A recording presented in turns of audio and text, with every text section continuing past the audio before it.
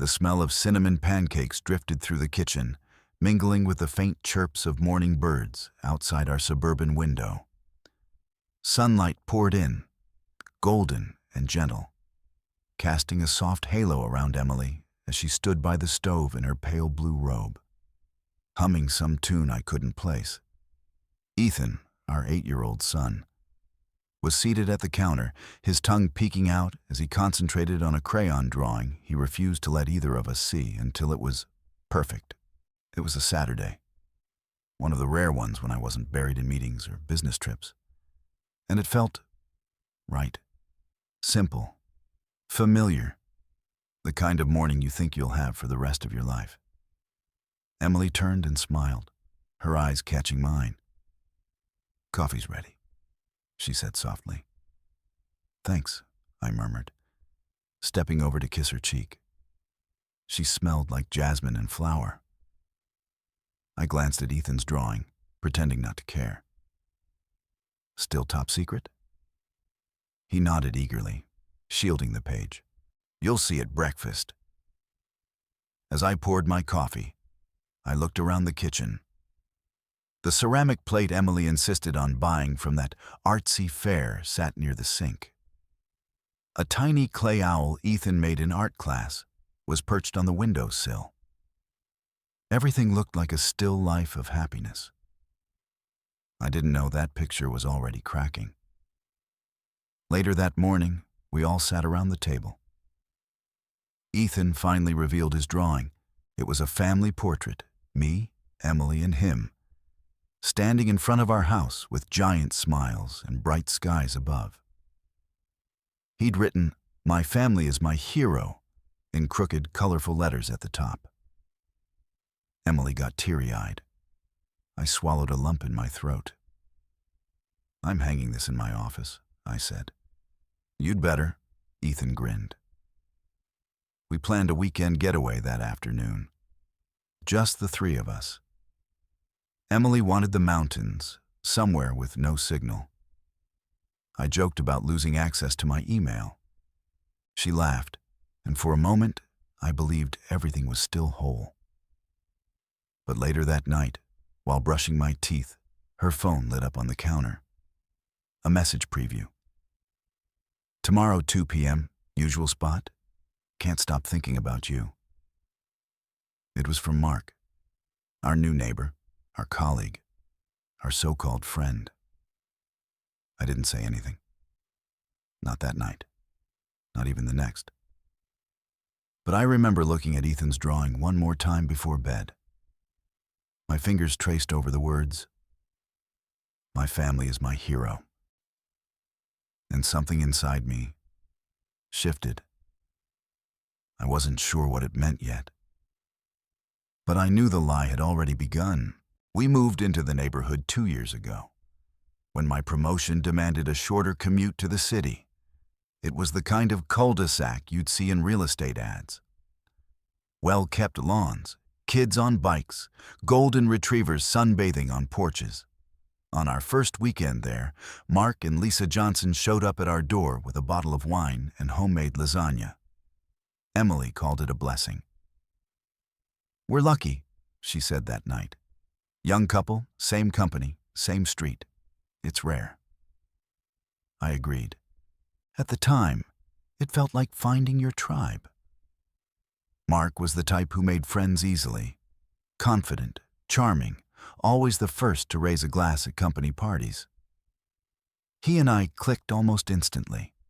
We played squash a few times, talked business, shared tips about client management. Lisa was quieter, observant. She had a way of watching people without saying much. Emily, on the other hand, adored her. They swapped recipes, exchanged books, even started jogging together on weekends. Our kids became inseparable. Ethan and the Johnson twins built blanket forts, traded Pokemon cards, and chased fireflies across each other's yards. We hosted barbecues, game nights, and even a Halloween block party where Mark dressed up as Dracula, and Emily couldn't stop laughing. Life felt normal, beautifully, deceptively normal. Work at Kane Global was intense, but fulfilling. As a senior manager, I often traveled, especially when securing international accounts. Emily had her own rise. Recently promoted to lead a mid-size marketing team. Her projects started overlapping with Mark's, who oversaw development on a few of our flagship tech products. I felt proud seeing her name on internal memos and presentation decks. She deserved it. But at some point, maybe too slowly to notice, things shifted. The little moments that once felt sweet began to feel rehearsed. Emily's hugs grew shorter, her laughs more forced. I brushed it off as stress. We were both busy. That's what we told ourselves. That's what we told our therapist in the one session we bothered to attend. One evening, I came home early from a conference in Seattle. I hadn't told her. Wanted it to be a surprise. Ethan greeted me at the door, his face lighting up. "Mom's next door," he said casually, pointing to the Johnsons. It was nearly 9 p.m. I hesitated for a moment, then walked over. Through the half-drawn blinds, I saw them, Mark and Emily, sitting side by side on the couch, their heads tilted toward the same laptop screen. Mark was laughing. Emily's hand brushed his arm. Too familiar. Too easy. Still, I knocked and smiled when they opened the door. Made small talk. Said I missed my wife. Emily didn't look startled, just stiff. "We were going over campaign visuals," she said, gesturing to the laptop. I nodded. "Of course." We didn't talk about it later. She came home shortly after, made tea, climbed into bed. I lay beside her, staring at the ceiling, listening to the sound of her breathing, and wondering if it still meant comfort or just habit. That's when the dreams started. Vivid, violent, and always ending with me in a silent room, holding a shattered picture frame. By now, I had already seen that message from Mark, the one about the usual spot. But I wasn't ready to confront her. Not yet. I needed more. I needed certainty. And above all, I needed control. It came on a Tuesday. The kind of ordinary day that shouldn't change your life. I was reviewing financial projections in my home office, a quiet playlist humming through the speakers, when my phone lit up with a message from an unknown number. No name, no context, just 8 words. "Are you sure Emily is where she says she is?" That was it. No punctuation, no accusation, just a seed, dropped like poison in a glass of water. I stared at the screen for what felt like forever. My first instinct was to dismiss it. A prank, a scam, maybe even a mistake. But deep inside, in that part of me I didn't like to acknowledge, I knew better. Because the message didn't shock me. It confirmed something I hadn't wanted to face. I said nothing to Emily that night. Instead, I told her I had a late meeting downtown. She barely looked up from her laptop. "Be safe," she murmured. Almost mechanically, I left the house, drove around the corner, and parked where I had a view of the cafe on 5th, a place she often claimed to meet clients. I waited, my hands clenched around the steering wheel, pulse hammering. And then they appeared, Mark and Emily, seated by the window, too close, too comfortable, their shoulders nearly touching. He leaned in and said something that made her smile, not the polite, performative kind she gave at meetings, but something warmer, softer, private. Then I saw it. Her hand slid across the table and rested on his. My breath caught. My fingers went numb. The weight of it hit all at once. It wasn't just a suspicion anymore. I wasn't imagining it. I didn't storm in. I didn't take photos. I just sat there, watching the life I thought I had unravel through a pane of glass. I went home before she did, made tea, waited in the kitchen like nothing had happened. When she came in, she looked startled for a second, but quickly smiled and kissed my cheek. "Didn't think you'd be home so early?" she said. I nodded. Meeting was canceled. She didn't ask questions, and that told me everything I needed to know. That night, I sat in Ethan's room longer than usual. He was asleep, one arm draped over his stuffed lion, mouth slightly open. The innocence in his face shattered something in me. I felt a tear slide down my cheek before I realized it was there. I wasn't just losing a wife. I was watching my son's world fall apart, brick by silent brick. The next morning, I began my own quiet war.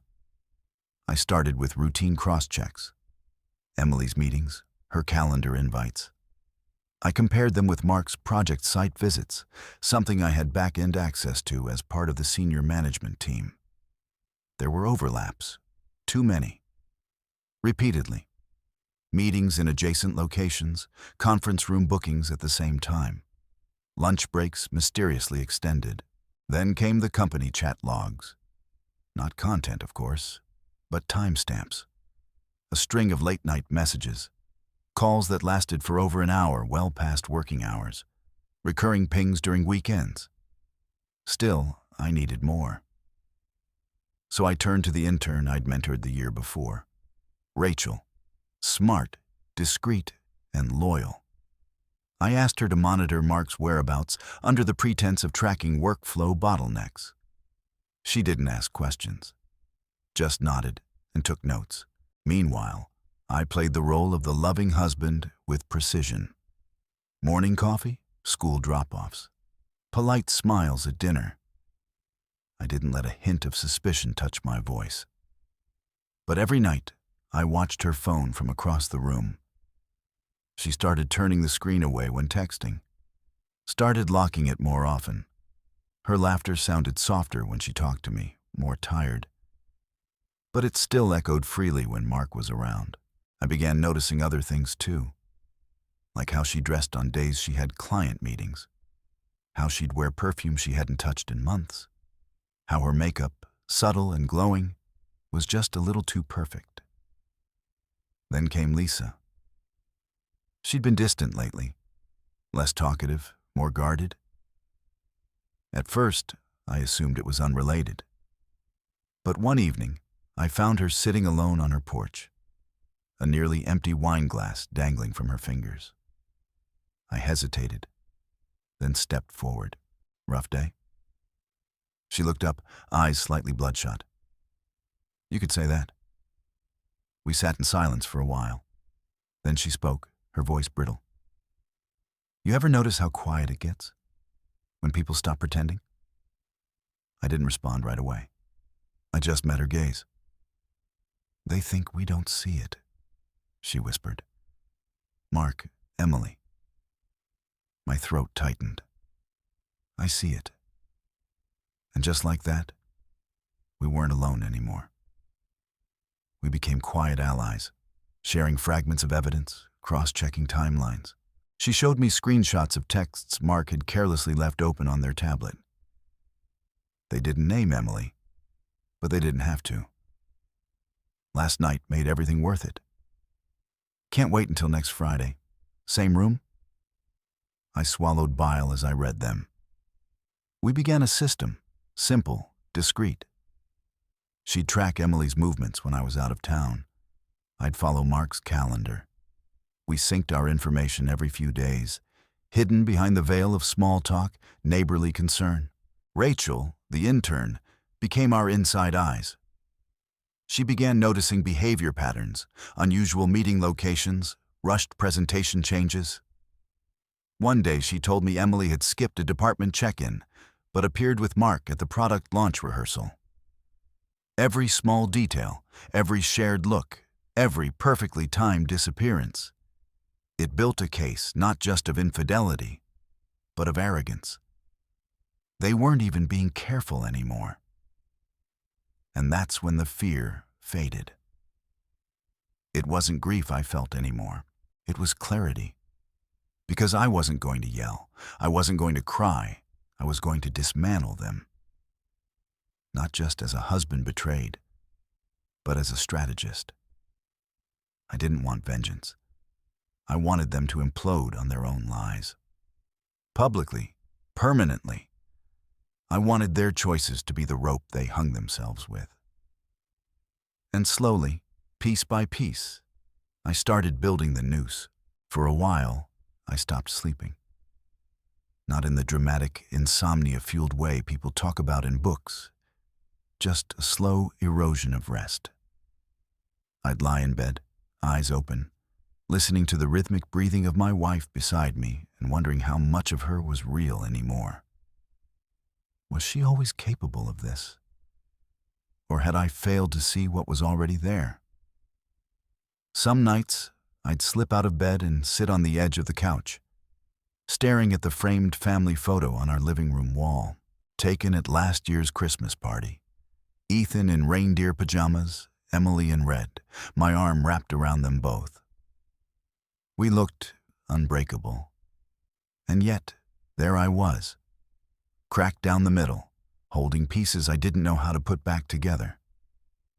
I lost focus at work, missed a presentation cue, fumbled during a board meeting. My assistant noticed the shift in me and asked if everything was all right. I lied. Of course I did.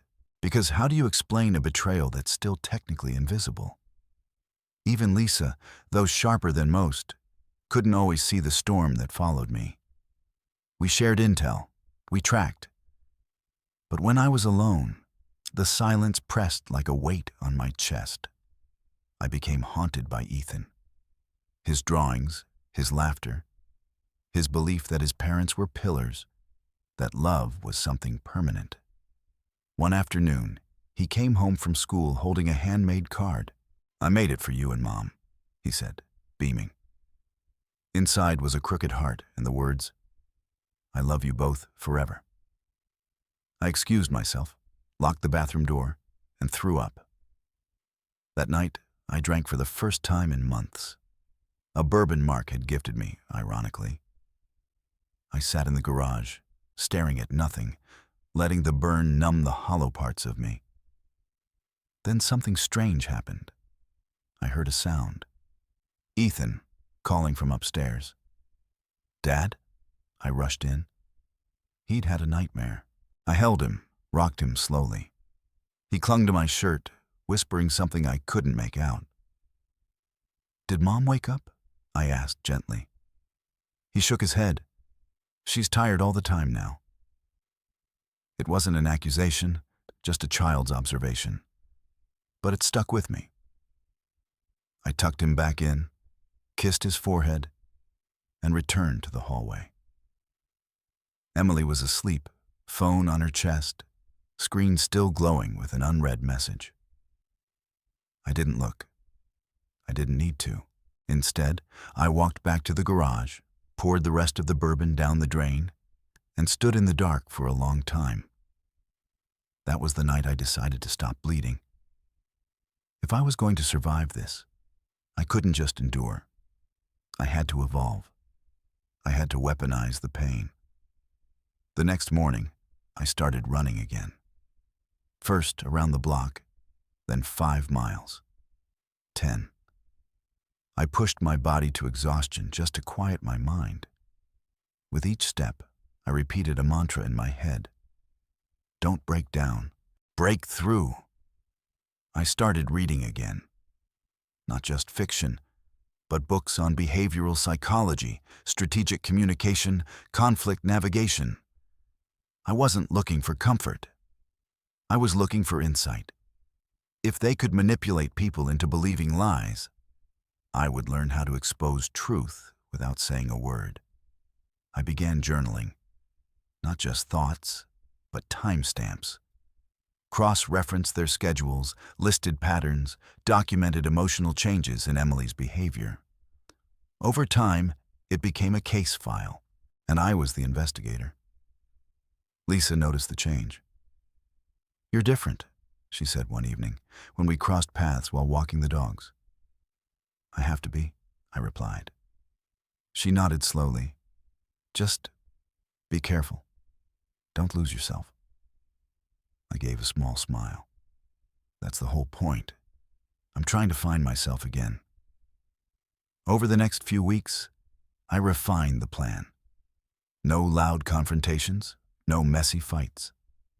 If I stormed in and accused them, they'd lie, deny, cry, say it was just emotional or a moment of weakness. And if I snapped, I'd become the villain. So I chose something else. I chose the long game. I let them dig their own graves. I fed them silence, encouragement even. I told Emily she deserved time off, encouraged her to take more late meetings, to relax more. She accepted without hesitation. Meanwhile, I worked with Lisa to lay the groundwork. She began planting doubts in Mark's mind. Subtle, calculated. Questions about loyalty, about corporate ethics. She even hinted that HR was investigating leaks in project data. Mark, predictably arrogant, dismissed it all. That was mistake number 1. Then came mistake number 2. They got careless. At a company retreat in Napa, Emily and Mark disappeared for 2 hours during a team hike. I wasn't there, but Lisa was. And Rachel, our intern, had already been briefed. They were spotted by 2 junior staffers kissing near the Vineyard Trail. Rumors started swirling. I didn't stop them. In fact, I subtly redirected them, pushed anonymous concerns through HR's feedback channel. Not accusations, just observations. It was enough to start a quiet inquiry. Meanwhile, I prepared the real blow. A dinner party. At Mark and Lisa's house. 2 families. 1 illusion. I made sure Ethan was there. So did the Johnson twins. Everyone present. All the variables accounted for. I planned every detail. Down to when I'd bring out the anniversary gift I'd prepared for Emily. A photo album filled with prints of their messages, locations, time-stamped logs. And, on the last page, a printed still from the Vineyard camera Rachel had accessed through IT.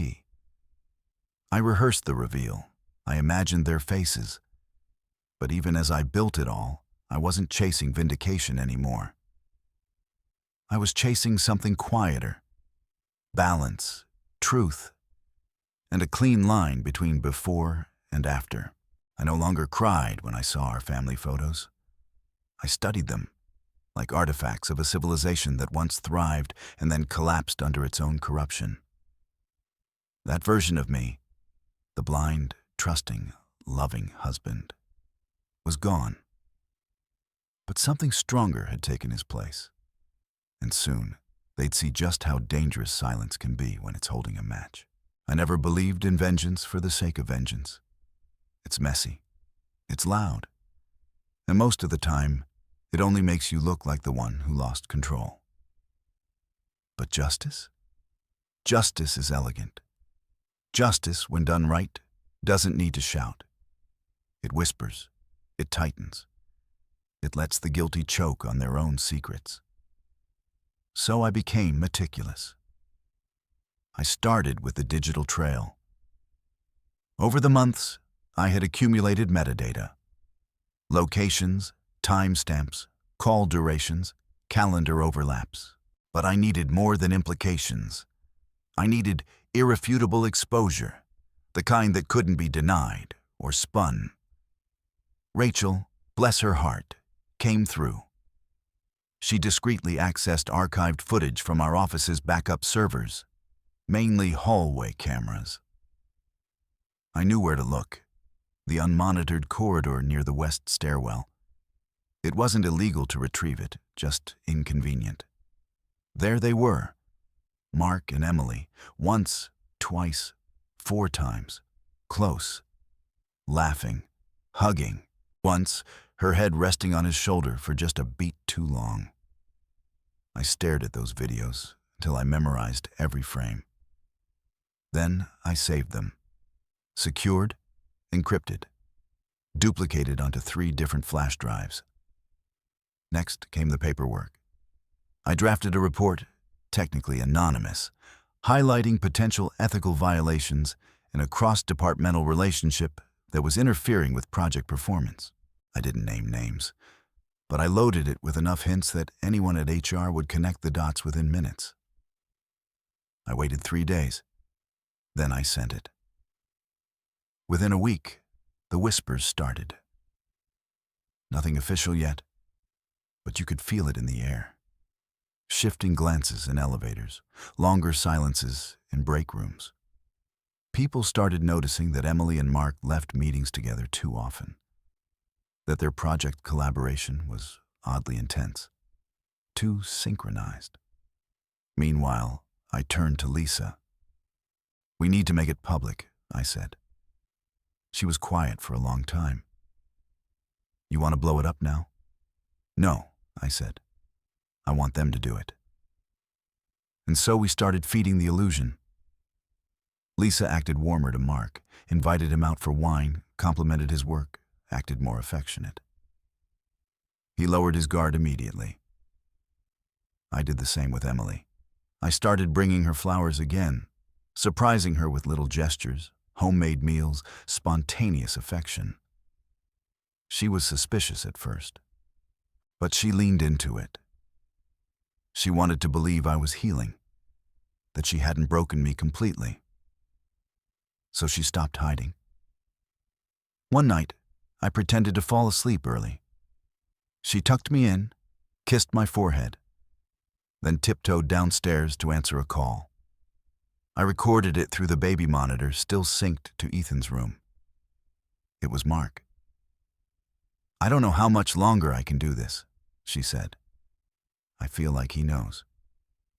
Mark laughed. "Relax. He's a corporate drone. If he knew, he'd have done something." She laughed too. That laugh would haunt me.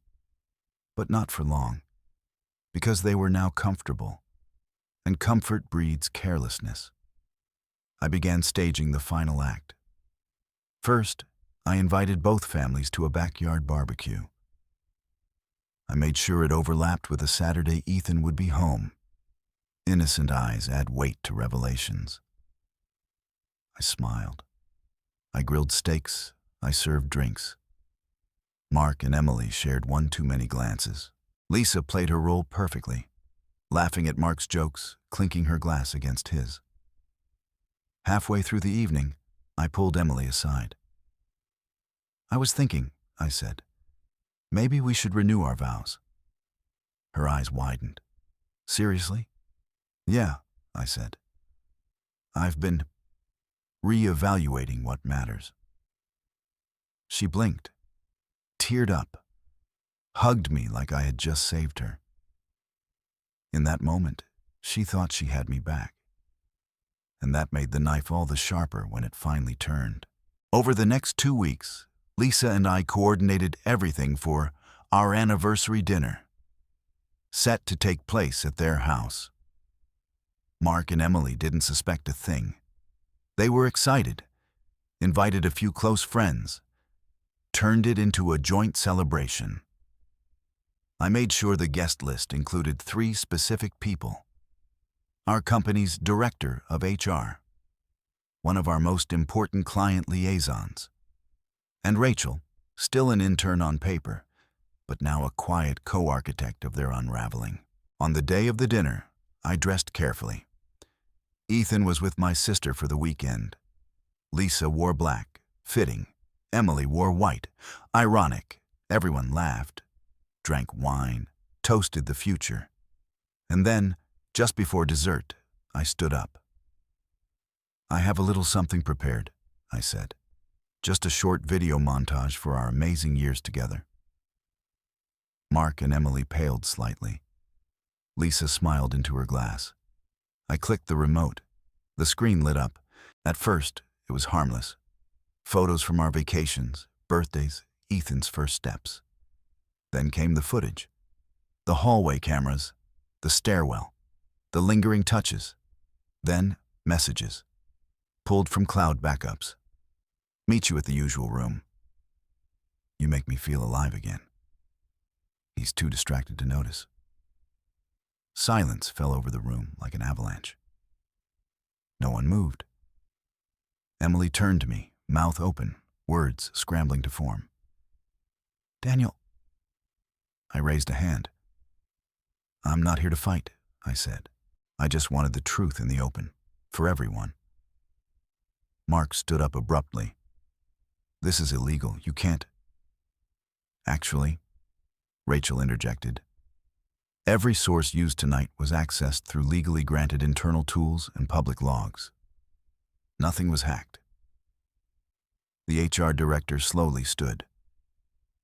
I think we need to have a conversation first thing Monday morning. The client liaison, already reaching for his phone. Emily looked at me like she had never seen me before. And maybe she hadn't, because the Daniel she betrayed, the naive, trusting fool, was long gone. This Daniel had learned how to dismantle a person without raising his voice. I turned to Lisa, nodded once. She excused herself from Mark's side. The room began to unravel. People whispering, some leaving, some watching like a train wreck they couldn't look away from. Emily reached for my hand. Daniel, please. I looked down at her fingers, the same ones that once brushed my cheek, now trembling. I'm done, I said softly, and walked away. They survived. I sometimes wish they hadn't.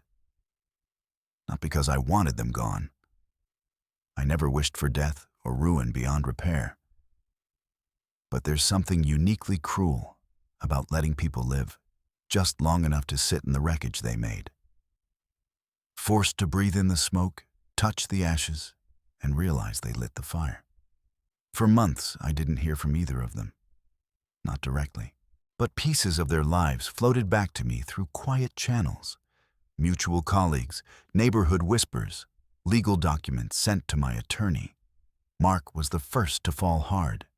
After his termination from Kane Global, his LinkedIn sat stagnant, like a ghost of who he used to be. He tried to start consulting on his own, project strategist, team development expert. But word had spread. Clients were wary. Reputation in the corporate world is like porcelain. Once cracked, never smooth again. One client even reached out to me quietly, asking if the rumors were true. I didn't have to say much. A pause, a sigh, a shift in tone. That was enough. Mark moved into a short-term rental apartment not far from the freeway. He told friends it was temporary, but that temporary turned into 6 months. Then a year. Lisa got full custody of the twins. He saw them every other weekend, but they stopped asking for longer visits. They grew cold around him, distant. One day, during a tense handoff, his daughter asked him bluntly, "Why did you hurt Mom?" Mark didn't have an answer. She didn't look at him the rest of the weekend. The man who once walked with confidence through boardrooms now avoided eye contact in grocery store aisles. His shoulders slumped. His hair grayed rapidly. When I saw him once from across a parking lot, I barely recognized him. He looked smaller. Not physically, spiritually, like someone who'd been slowly unbuilt from the inside out. And then there was Emily. She retreated from everything. Work, friends, even family. She didn't go back to Kane Global, of course. There was nothing to return to. Her demotion became a soft resignation, one nobody talked about, but everyone understood. She disappeared from the group chats, the women's book club, the weekend runs she once did with Lisa. Her parents tried to intervene. I know this because they once approached me, kindly, but worried. She's not herself, her mother told me, voice fragile. She barely leaves the house. I nodded, I wasn't cruel, but I didn't offer solutions. Because some mazes, you have to walk through alone. She rented a small one-bedroom apartment in a complex 15 minutes from our old home. Lisa had seen her there once, at the mailbox. Hair unkempt, eyes red, like she hadn't slept in days. She waved. Emily didn't wave back. There was no one left to defend her. The affair hadn't just ruined her marriage. It had destroyed her identity. Everything she'd built, career, community, image, had been rooted in the trust of others. And now, that trust was a crater no one wanted to step near. She tried to reach Ethan again, months after the paternity test came back. She sent a handwritten letter. I read it before he could.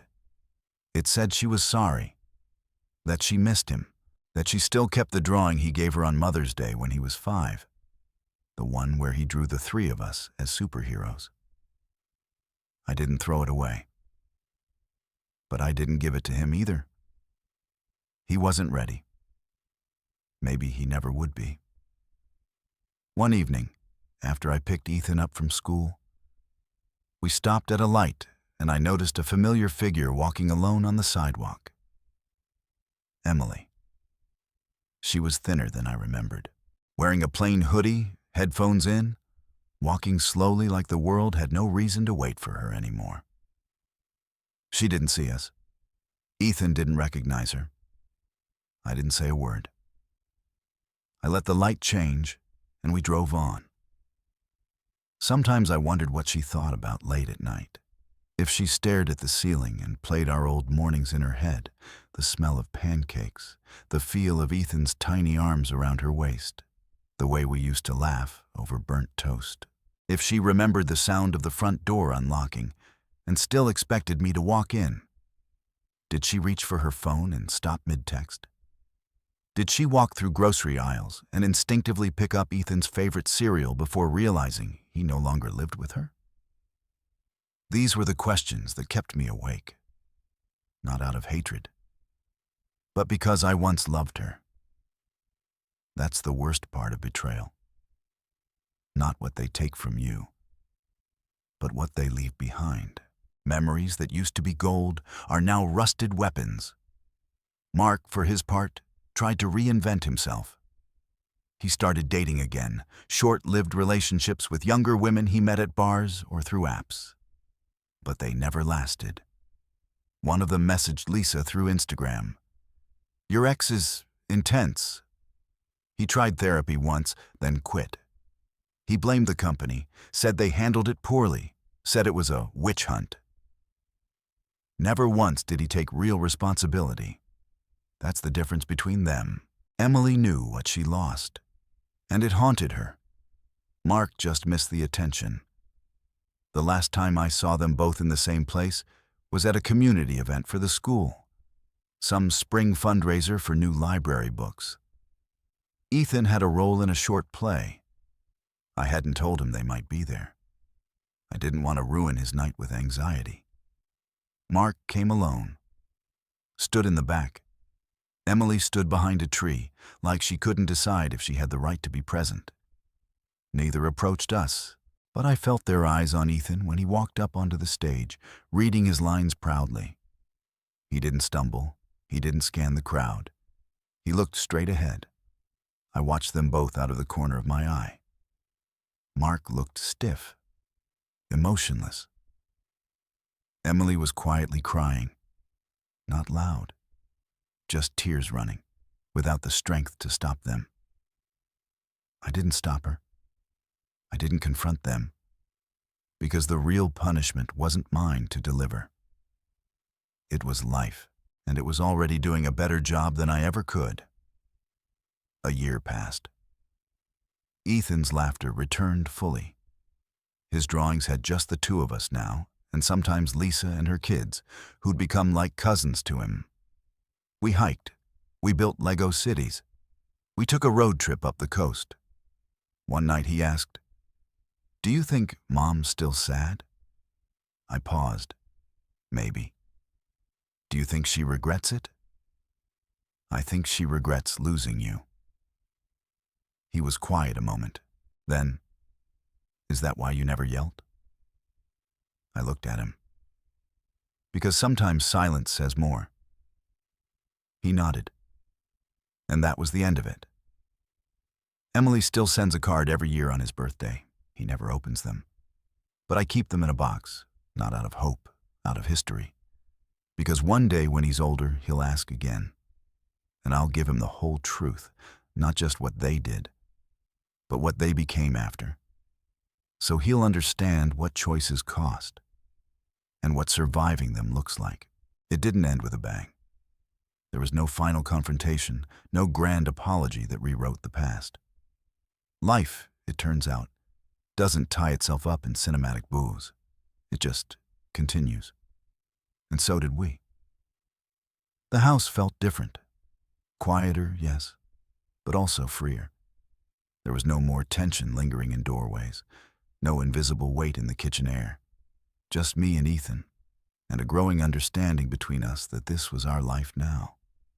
Not broken, not lesser, just different. Ours. I redecorated, not out of spite, but necessity. The family portraits came down, not in anger, more like pruning a dead branch.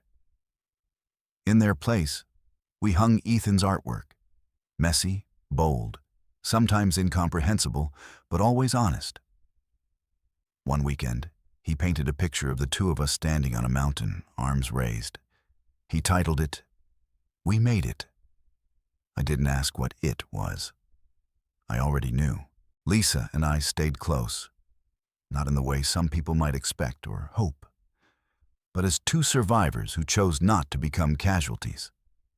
She focused on rebuilding her life, her kids, her confidence. She found a new job in nonprofit work, less money, more heart, and she smiled more, laughed with less caution. I admired her strength, her refusal to let bitterness define her story. Sometimes we'd meet for coffee and talk about anything but the past, not because we ignored it, but because we'd lived it, and now we deserved to talk about the future. Ethan bonded with her kids like siblings. They bickered over cartoons, shared birthday parties, and built forts in the backyard. In a way, we all formed something new. Less like a family, more like a tribe. No titles, no expectations, just chosen closeness. Emily sent one more letter. It came 6 months after the fundraiser. A plain envelope. No return address. Inside, a folded note in her handwriting. I no longer expect forgiveness. I only hope that one day, when he's ready, he'll remember that I did love him, even if I failed to show it when it mattered most. Emily, I didn't show Ethan, but I kept it. Not because it deserved saving, but because part of healing is knowing when to stop cutting away. Some wounds are best left closed, not because they don't hurt, but because reopening them serves no one. As for me, I went back to work, slowly, cautiously. I started consulting again, but on my terms. Fewer meetings, more intention. I turned down high-paying clients who reminded me too much of Mark. Instead, I sought out startups with scrappy ideals and honest leadership. I gave them my experience, not just my expertise. Taught them how to build without losing themselves. At home, I cooked more. Ethan learned how to make eggs. Burnt the first 3 attempts, but I still said they were perfect. We planted tomatoes. I read at night, rediscovered books I'd once loved before marriage, and meetings drowned out time. I laughed again. Not because everything was okay, but because laughter, when earned, feels like rebellion against the pain. One rainy Saturday, Ethan asked a question I'd been quietly bracing for. We were watching a movie, some animated comedy where the parents were clumsy but loving. And during a quiet moment, he turned to me and said, Do you think she still thinks about me? I paused the movie. Yes, I said honestly. Every day. He nodded slowly. Then, do you think she's sorry? I know she is.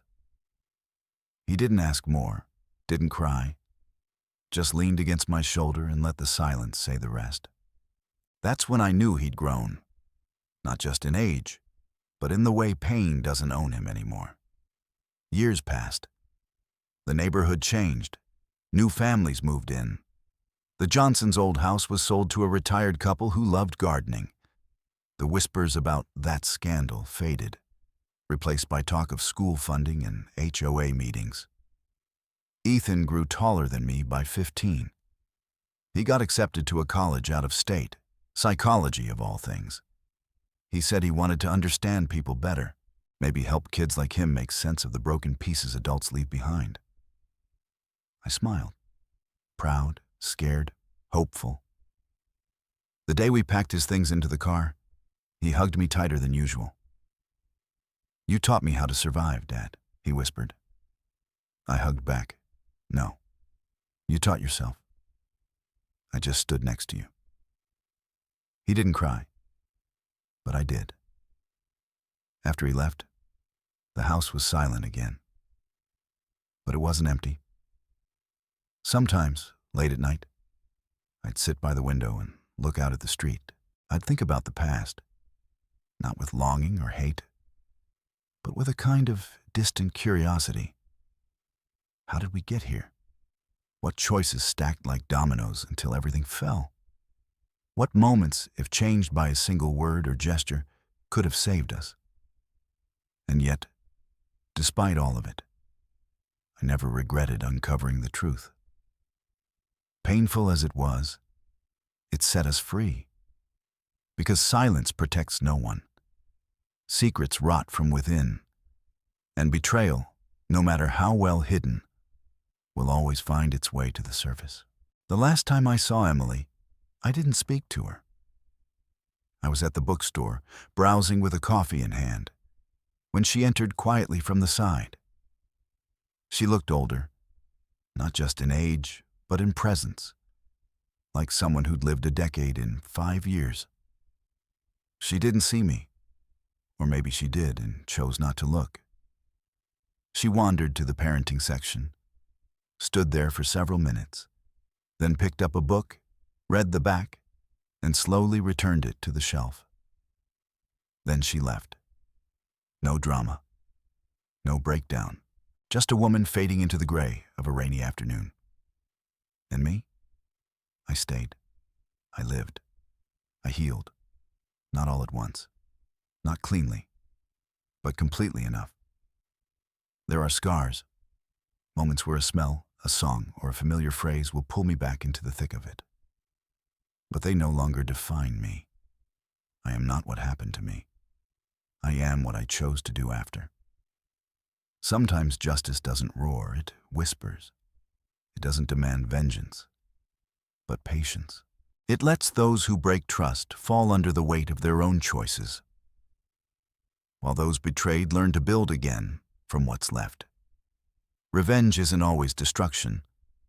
Sometimes it's resilience. It's waking up every morning knowing you didn't lose yourself, even when others tried to bury you beneath lies. I didn't ruin them. They ruined themselves. All I did was stop pretending, and that, in the end, was enough. If you've made it this far, you know this isn't just a story about betrayal. It's a story about what happens after. About the silence that follows a scream, the emptiness that settles in a house once filled with laughter. The choice we all face, not between revenge and forgiveness, but between losing ourselves or surviving anyway. I didn't get justice from a courtroom. I didn't need to.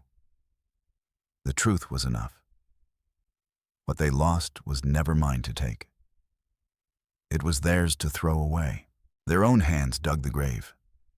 All I did was shine a light on it. So if you're still listening, maybe you've been there too. Maybe someone lied to you. hurt you, left you picking up the pieces they shattered. And maybe like me, you've thought, what now? Here's my answer. You keep going. You don't forget, but you stop bleeding. You don't destroy. You outgrow. You heal. And one day, you look back, not with rage, but with clarity. And you realize, surviving is the greatest revenge. Don't let their betrayal define you. Let your healing rewrite the ending. If this story moved something in you, don't keep it to yourself. Share it. Talk about it. Let someone else know they're not alone in their pain. Because sometimes, the smallest voice can carry the loudest truth.